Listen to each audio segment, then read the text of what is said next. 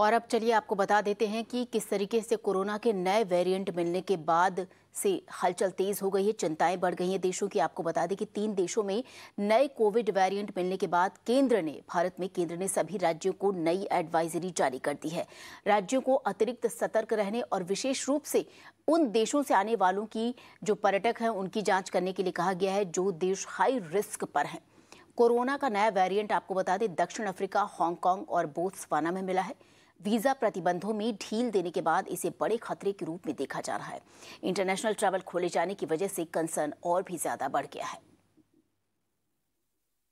ये नए वेरिएंट मिलने के बाद से आपको बता दें कि केंद्र सरकार ने निश्चित तौर पर ये कह दिया है कि अब और ज़्यादा सतर्क रहने की ज़रूरत है और ख़ास तौर पर जो विदेशी पर्यटक हैं जो बाहर से हमारे देश में आ रहे हैं उनकी एक जो स्क्रीनिंग होती है जिसको हम जांच कहते हैं उसकी और सघन जांच की जानी चाहिए ताकि इस वेरिएंट को देश में फैलने ना दिया जाए। आपको बता दें कि 3 देश अभी तक ऐसे हैं जहां पर ये जो नया वेरिएंट है उसके फैलने की खबर मिली है। इसमें आपको बता दें ये नया वेरिएंट दक्षिण अफ्रीका में, हांगकांग और बोत्सवाना में मिला है।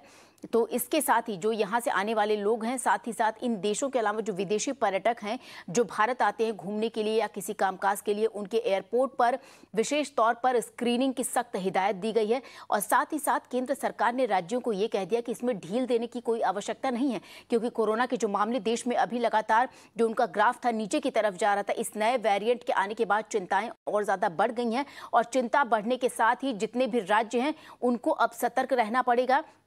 साथ ही जो विदेशी पर्यटक है अगर वो आ रहे हैं तो उनकी विशेष तौर पर स्क्रीनिंग की जाए। स्क्रीनिंग में कोई भी कोताही नहीं बरती जानी चाहिए क्योंकि जो नया वेरिएंट है वो और ज़्यादा पूरे देशों की चिंता बढ़ा रहा है। इसी को मद्देनजर रखते हुए सरकार ने सभी राज्यों को सख्त हिदायत और एडवाइजरी जारी की है।